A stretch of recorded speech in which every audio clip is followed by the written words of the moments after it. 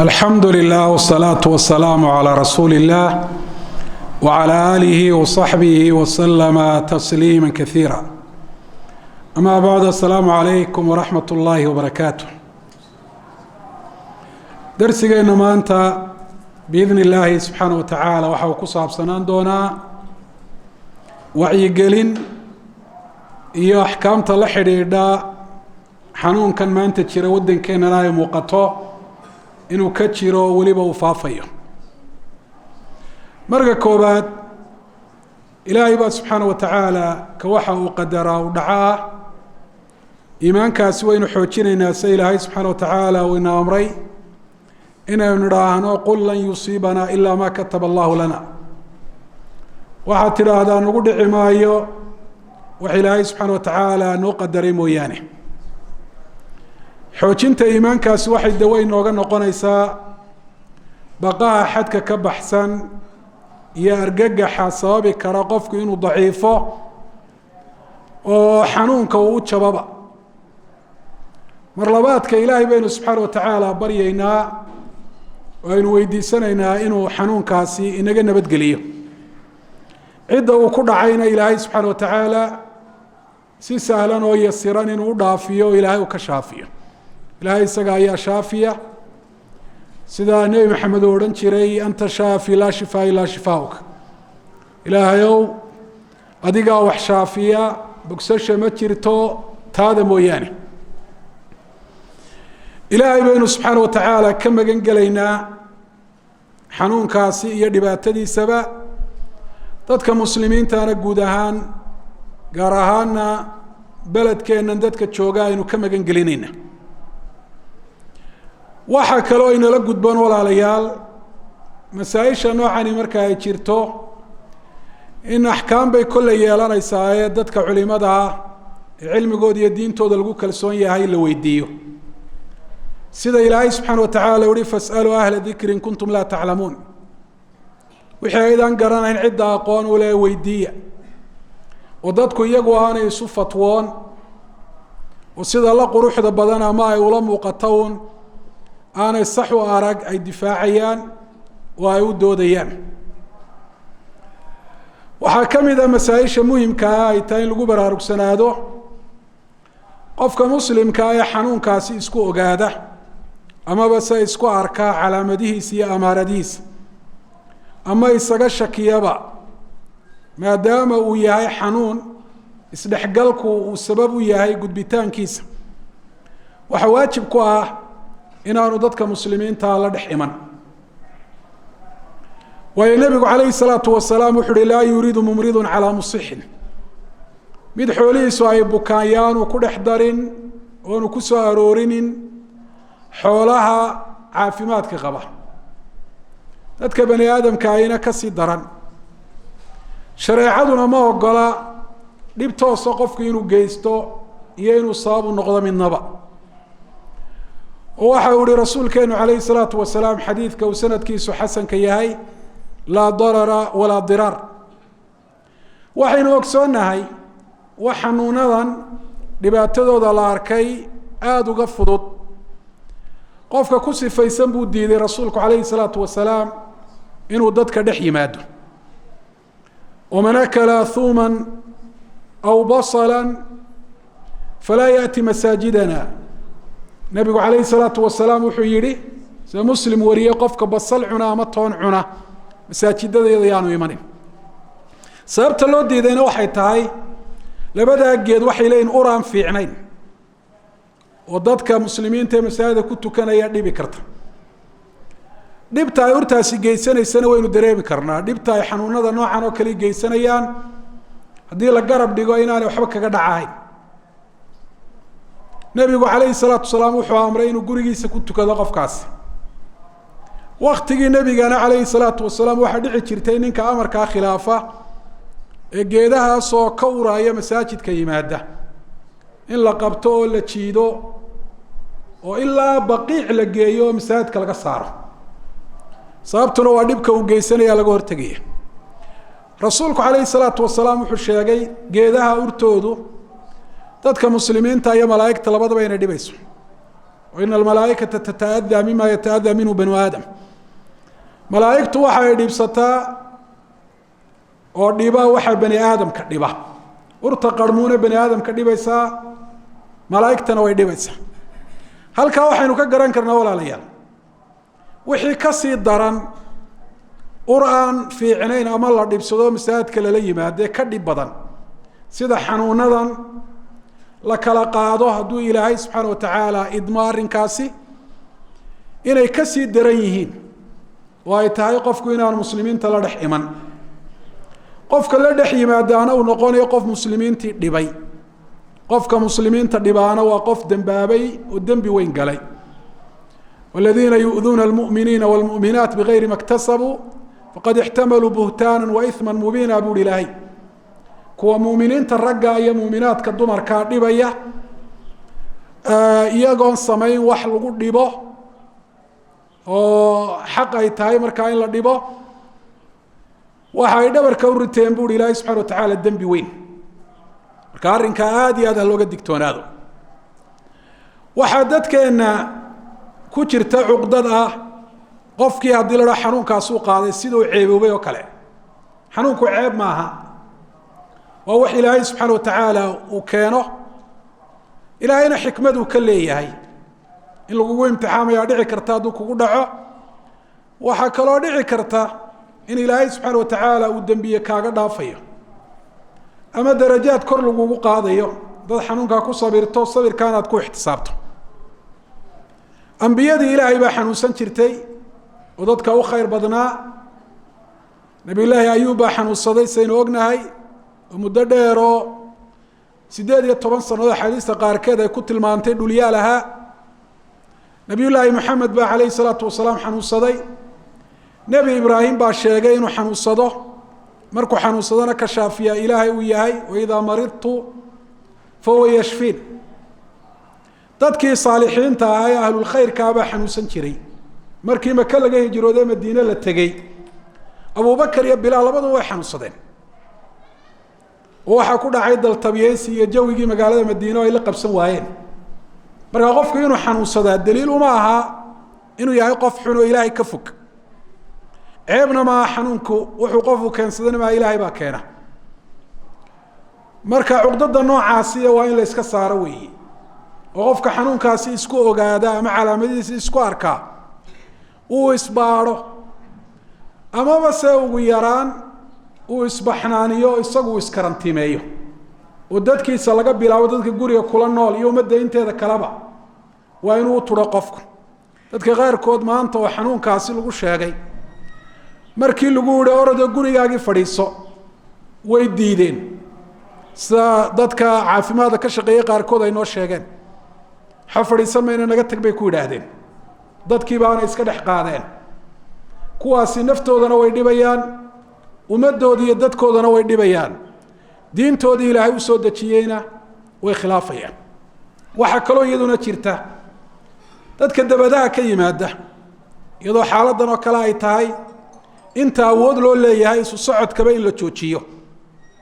iyadoo loo qiyaas qaadanayo taacuunka oo rasuulku calayhi salaatu wasalaam uu yidhi qofka jooga dhulka uu ka dilaaco yaanu ka bixin qofka ka maqanina yaanu soo gelin maadaama xanuunkii qofku uu qaadi karo oo meel kaloo ka bad qabtiyo dad kaloo ka bad qaba uu u rari karo inay qaadaan uu sabab ugu noqon karo laakiin dadka soo gelaya meel ay waddanka ka soo galaanba iyaguna waa inay ogolaadaan muddada karantiinka oo ah 2 usbuuc 15 cisho ama 14 cisho oo aan la xidhaayna la dajinayo meel waxa weeyaan iyaguna ay isku hubsanayaan haddii ay wax qabaana dadka muslimiinta ah dhibkoodii lagaga celinayo iyagaana arrintaasi dan u tahay oo ninkii ama gabadhii dabad ka timiin isagoo xanuunka qaba oo calaamadii wali aanay ka muuqan intuu gurigiisii la tagi lahaa uu sarayn lahaa dadkiisa isaga ayay dan u tahay gurigiisa laga bilaabo ummadana dan bay u tahay mar haddii dawladdu arrinta ay amar ku bixisana waa waajib sharci ah oo ay tahay in lagu adeeco qofku inuu ka dhuunto si dhuumasho waddanka ku soo galo ama uu baxsado ama uu diido uu yiraahdo anigu karantiinka gali maayo wax u bannaan maaha isaga dhibaato lala doonayaa ma jirto maslaxadda ummadda ayaa la eegaya mafsadada iyo dhibaatadana waa laga hortegaya ilaahayna wuxuu ina amray dadka madaxda inuu ah muslimiinta ah wixii aan macsiyo ahayn inaynu ku adeecno maxaad u malaynaysaa wixii dan iyo maslaxa inoo ah yaa ayuha aladiina aamanuu atiicu llaha wa atiicu rasuula wa ulul amri minkum ilahay wuxu uhi ilaahay adeeco rasuulka adeeca dadka talada iyo maamulka idin haya ee idinka idinka mid ee muslimiintaana adeeca rasuulku calayhi salaatu wasalaam wuxuu tilmaamay amiirka muslimkaa qofka adeeca inuu nebi maxamed adeecay qofka nebi maxamed adeecana inuu ilaahay adeecay man aaaca alamiira faqad aطaacanii waman aطaacanii faqad aطaaca allah qofka caasiya inuu rasuulka caasiyey amarkiisa diidaa qofka rasuulka caasiyana ilahay buu caasiyey waman casa alamiira faqad casaanii waman casaanii faqad casa allah waa dembi weyn arrinta noocaasi ah cisyaanu ulaati lumuur amaradooda diinta waafaqsan ama aan ka hor iman ahayn maslaxad iyo danta ummadda ay ugu jirto in la khilaafaa waa dembi weyn waxay maanta ka cabanayaan dadka hawlaha ku shuqloon in qofkii la karantiimeeyo dadkiisii laga fadhiyi laayay oo suldaankii reerkooda iyo caaqil iyo odayaal iyo hadduu inan yahay aabbihii iyo hadduu ruux dumara yahay ninkeedii iyo ay mar walba dul taagan yihiin oo leeyiin qofkan waxba ma qabee waa caafimaad qabaaye soo daaya mana aha arrintaasi mid ay damaanad qaadi karaan waxaa dhici karta qofka xanuunku inuu ku jiro isla markaana acraadiisi amaaradihiisi iyo tilmaamihiisi weli aanay ka muuqan oo aanay ka soo ifbixin dadka caafimaadka aqoonta uliisay sheegeen ee cilmi baadhista lagu ogaayo dadka qaarkood kamaba muuqdaba aslanba ilaa uu ka baxayaba laakiin waa gudbiyayaal oo dadka ay dhex galaan waxay sabab u noqon karaan xanuunku iskii uma gudbe waxay sabab u noqon karaan ina xanuunkii waxa weeyaan dadka kalena ay qaadaan waxyaabaha horena aynu ugu talinay haddana maadaama xaaladdu sidii horeba ay kasii adag tahay aynu aadka ugu celcelinayno waxaa ka mid a waxaa la isku waafaqay xanuunka dadka ugu nugul inay yihiin dadka da-da ah ee manaacadooda ama difaaca jirkooda uu yaraaday iyo dadka qaba xanuunada inta badan sida loo bartay aan laga bogsan ilaahay cidduu doono waa ka shaafiyi karaa dadkaasi inay ugu nugul yihiin ayaa la isku waafaqay dadka adduunyada xanuunkan u dhintayna dadka ugu badan ay yihiin dadkaasi is-ilaalin dheeraada ayaa la gudboon waxyaabaha la isku ilaaliyana waxaa ka mid a marka laga yimaado tala saaradka ilaahay iyo ilaahay in la magan galo ilaahay la baryo in meelaha dadku ay isugu imanayaan masaajid ha noqoto suuq ha noqoto meel kale ha noqoto aanay tegin oo xataa salaadaha faralka guryahooda ay iskaga tukadaan oo xanuunkan aynu ogsoonahay ee dhibaatada leh baqaha dhibkiisa laga baqanaya wuxuu ka daran yahay baqaha laga baqo roobku markuu da-ayo dhibaatada uu dadka u geysto waxaanaynu ogsoonahay in rasuulkeenu calayhi salaatu wasalaam marka uu roobku da-ayo muadinka uu amri jiray sida bukhaari iyo muslimba ay wariyeen inuu aadaanka ku daro alaa salluu fii rixaalikum guryihiina iskaga tukada bimacnaa jamaacadii inaad ka tagtaan ruksad baad u haysataan ee guryihiina iskaga tukada roobka culimadu ay yidhaahdeen jamaacadii waa looga hari karaana waxay yidhaahdaan waa roobka qofka marada ka qoynaya dhibaato intee leeg buu roobkaasi qofka u geysan karaa ama looga baqayaa intay la ekaanaysaa dhibaatadiisu marka la garab dhigo dhibaatada xanuunkani uu leeyahay iyo baqaha laga qabo bal waxay sheegeen ahlucilmiga qaarkood waxyaabo kale oo arrinkan aada uga sahlan oo hadduu qofku ka baqanayo tusaale ahaan dowladdii amiirkiibuu ka baqanaya inuu dulmi ku xidho ayuu ka baqanaya jamaacadiiyo jumcaba uga hari kara badhaana gurigii iskaga tukan karaa ama masaajidkiiba waxaa u dhex fadhiya nin dayn ku leh oo ku dhex qabanaya oo kalarhka ku dhagaaya wuxuu dayntii iskaga bixiyana ma haysto qaarnabaada iyo dhibaataynta noocaasi ah isagoo ka cararaya jamaacada waa iskaga hari karaayo gurigiisu iskaga tukan karaa bay yidhahdeen arrimo badan oo kuwaas ay tusaale u yihiin ayay culimadu sheegeen qofku jamaacada iyo jumcaba inuu uga hari karo oo gurigiisa uu iskaga tukan karo maxaad u malaynaysaa marka xaaladdu ay sidan ay tahay xanuunkiina maalin walba laynoo sheegayo dad cusub oo kusoo kordhaya iyo kuwa kale waxa weeyaan u dhimanaya laa shaka in ruksada dadkaasi ay u haystaan inay guryahooda iskaga tukadaan ay ka weyn tahay ruksada dadka aynu sheegnay iyo xaaladaha aynu sheegnay dadku ay u leeyihiin inay guryahooda iskaga tukadaan waxa kale oo iyaduna masaa'isha muhimkaa ka mid ah qadiyadda masaajidada iyo isugu imaanshaha la isugu imanayo waad ogeydeen wixii ay dowladda hore uga tidhi iyo wadaadadu waxay yidhaahdeen wadaadadii shiray wasaaratul awqaaf looga yeedhay bayaan bay soo saareen ay leeyihiin haddii ay daruura timaado sida xanuunada faafo oo kale jumcaha iyo jamaacadaba waa laga hadhi karaa haddana markii dambe waad ogeydeenoo hadal baa ka soo noqday oo daruura ma jirta iyo bay wadaado fara badan yidhaahdeen iyagay hadda u taallaa in dib loo weydiiyo la yidhaahdo hadda daruuradii ma la gaadhin mise lama gaadhin hadday yidhaahdaan weli daruuradii lama gaadhin iyaga ayaa la weydiinaya goorma daruurada la gaadhaya marka imise qof xanuunka laga helo marka imise qof u dhintaane la aaso ee xabaalaha la geeyo ayay daruuro noqonaysa waa arrin u baahan marka icaadatu nadar in lagu sameeyo oo dib waxa weeyaan ay u eegaan culimaduna inay gaadhaan go-aamo kala duwan masaajidna la xidho masaajidna furnaado mid salaada taraawiixda laga joojiyo midna sidiisii loogu tukanayo ummadda anfici mayso ummaddani waa ummad meel wada degan oo isu soconaysa kii hargeysa ku tukaday salaada cishaayi baa salaada subaxna boorama ku tukanaya kii maqrib berbere kusoo tukaday ama burco ayaa cishaayi hargeysa ku tukanaya magaalada dhexdeeda qofkii marba masaajid buu tegaya marka masaajidadu go-aan midaysan bay u baahan yihiin waa xilliga ay isu iman lahaayeen culimadu oo arrinta noocaasi ah ay isla eegi lahaayeen si aanay hadhow toolo u dhicin in iyaga la eedeeyo oo la yidhaahdo iyaga ayaa taladii maqli waayey oo dadkii isu keenay oo u yeedhay oo u sababay xanuunkani inuu waxa weeyaan faafo oo meelaha markaa loo filayo maadaama dadku aad ay ugu soo noqnoqonayaan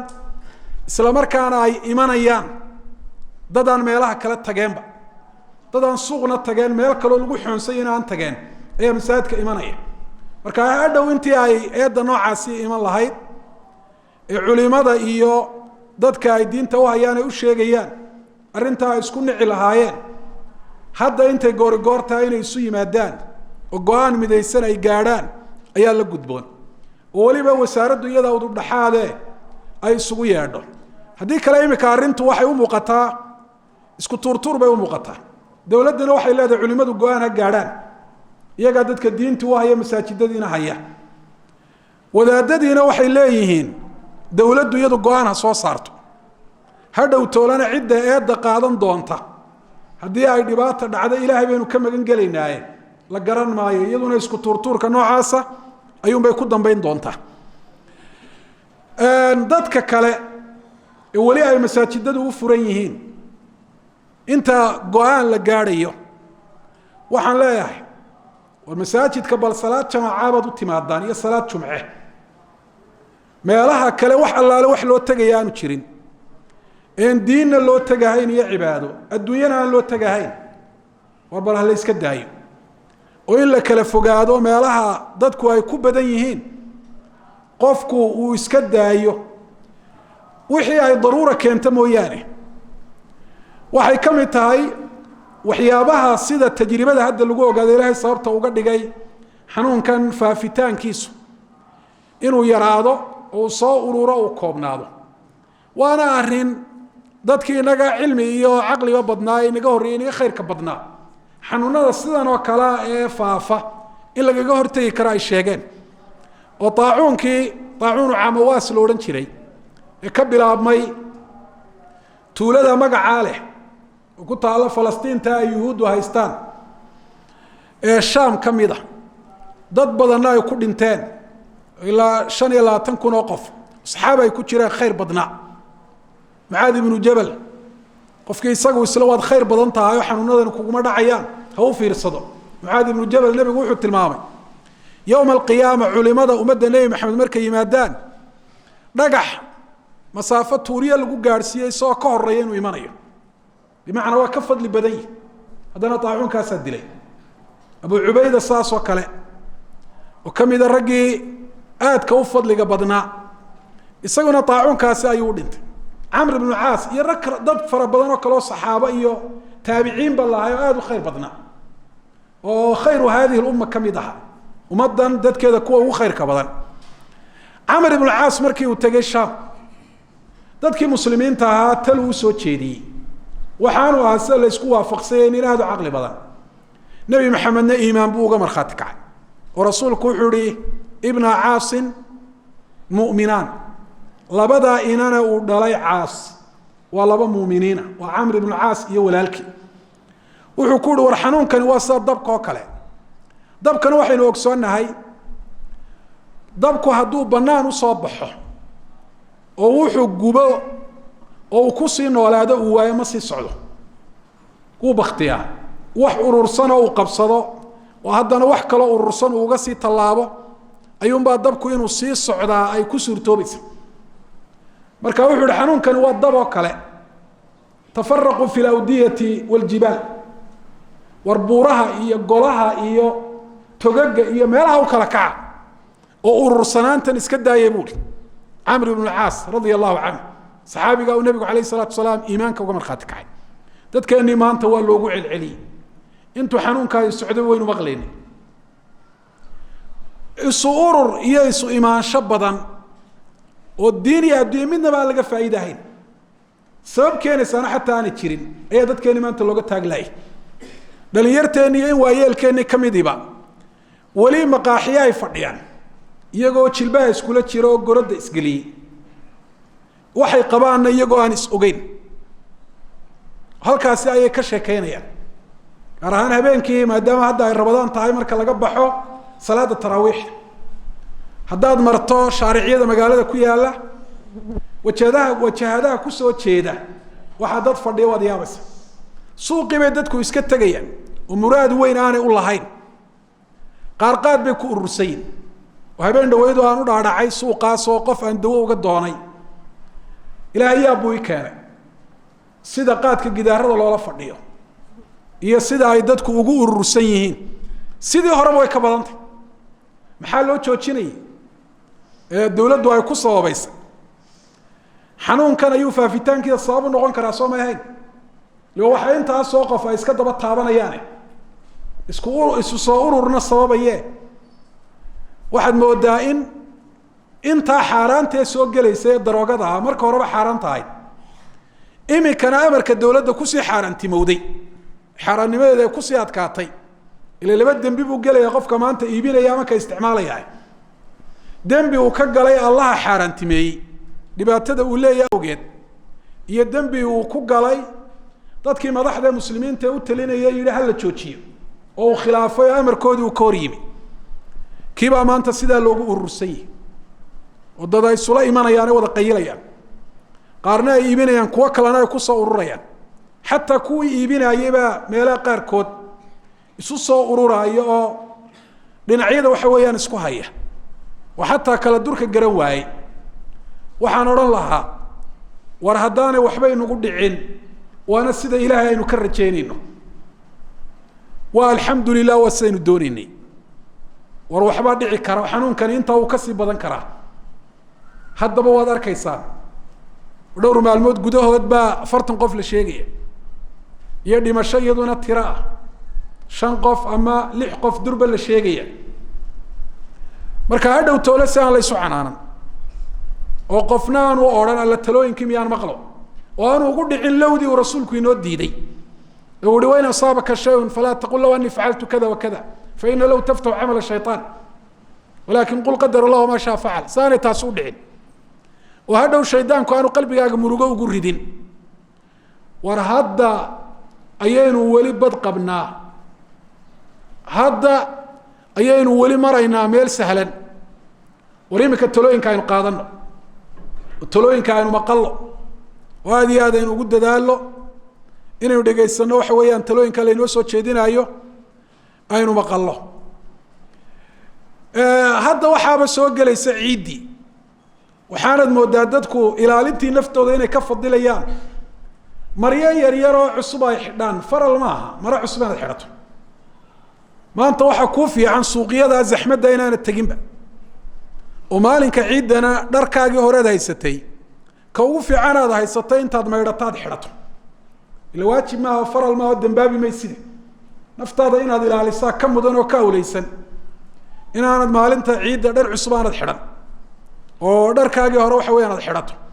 inaad maalinta ciidda dhar cusub xidhato waxaa ka mudan oo ay tahay inaad ka horeysiiso ilaalinta aada naftaada ilaalinayso diinta islaamku nafta ilaalinteeda waxay ku dartay maqaasida waaweyn waxaanay u timi inay ka hor tagto wax kasta oo nafta go-itaankeeda ama dhibaata inay soo gaadho keeni kara ama sabab u noqon kara ayay diinta islaamku u timi waa maqaasida waaweyn shareecada islaamku ay la timi oo culimadu kutubulmaqaasid iyo kutubta kaleba waxa weeyaan ay ku sheegaan qofkii ruksadii qaata hore loo sheegay wasiirka awqaafta iyo madaxweynuhuba ay sheegeen oon isagoon da-na ahayn qof xanuuno hore lahaanaan ahayn oo dhalinyaro caafimaad qaba baqaha jira awgii maanta gurigiisa ku tukada isagana waxaan leenahay dambaabi maysa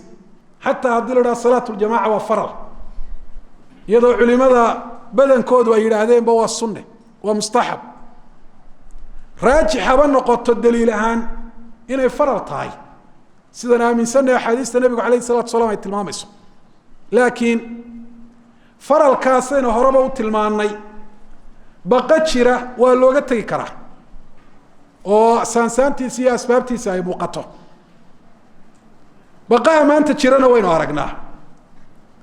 maanta dad fara badani may dhegaysanahayn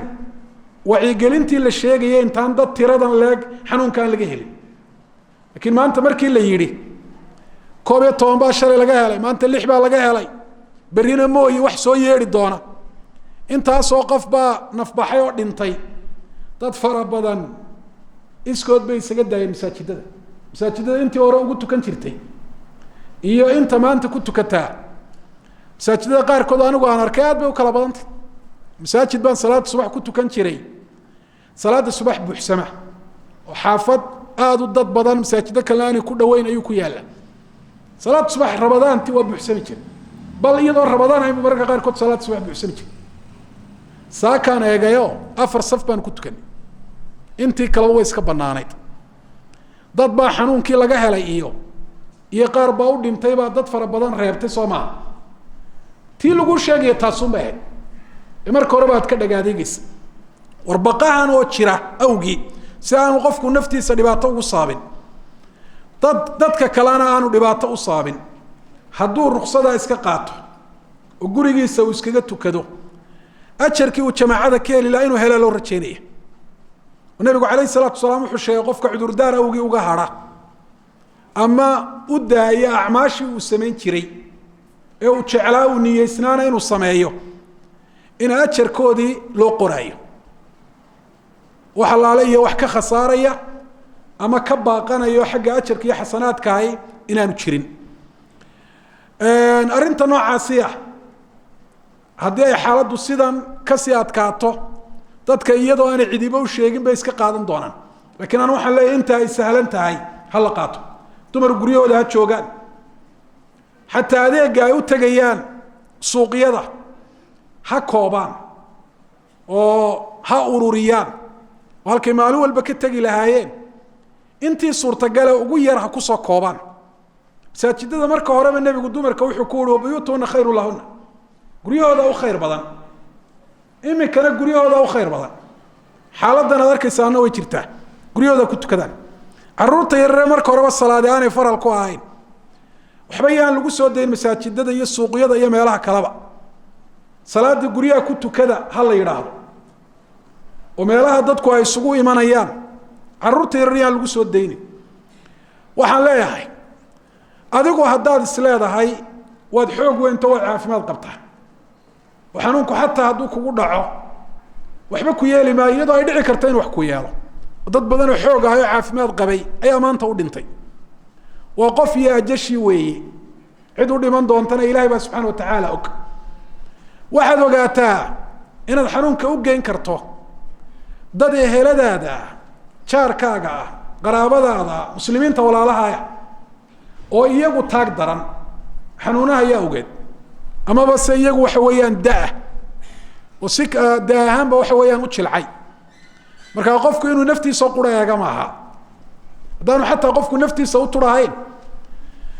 oo dhibaatada mutawaqaca ee la filanaya dhici karta aan uga turahayn inuu dadka kale u turo ayaa waajib ku ah oo la gudboon ilahay baynu subxana watacaala weydiisanaynaa xanuunada iyo dhibaatooyinkooda inuu inabaal mariyo ilahay baynu ka magan gelaynaa ilahu naga badbaadi ilahu muslimiinta o dhan ka badbaadi ilahu dalkayga ka badbaadi ilahu dadka uu ku dhacayna duri fudud uga dhig oo dhaqsi ay uga bogsadaan ilaahu kuwii u dhintayna u naxariiso ilaahay ow awood iyo xeelo toona ma lihin waxaana ma qabsan karna kaalmadaada la-aanteed ilahu noo kaalmee ilahu addoommahaaga iyo ducafaa baana ilahu waadna aragtaa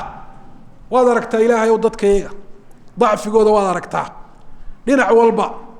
hadday noqoto xagga awoodooda iyo hadday noqoto xagga imkaaniyaadka caafimaadka ilaahu noo naxariiso ilaahu taagdaradeeda noogu naxariiso addoomahaagii baanu nahaye ilaahuna badbaadi وصلى الله على نبينا محمد وعلى آله وصحبه وسلم تسليما كثيرا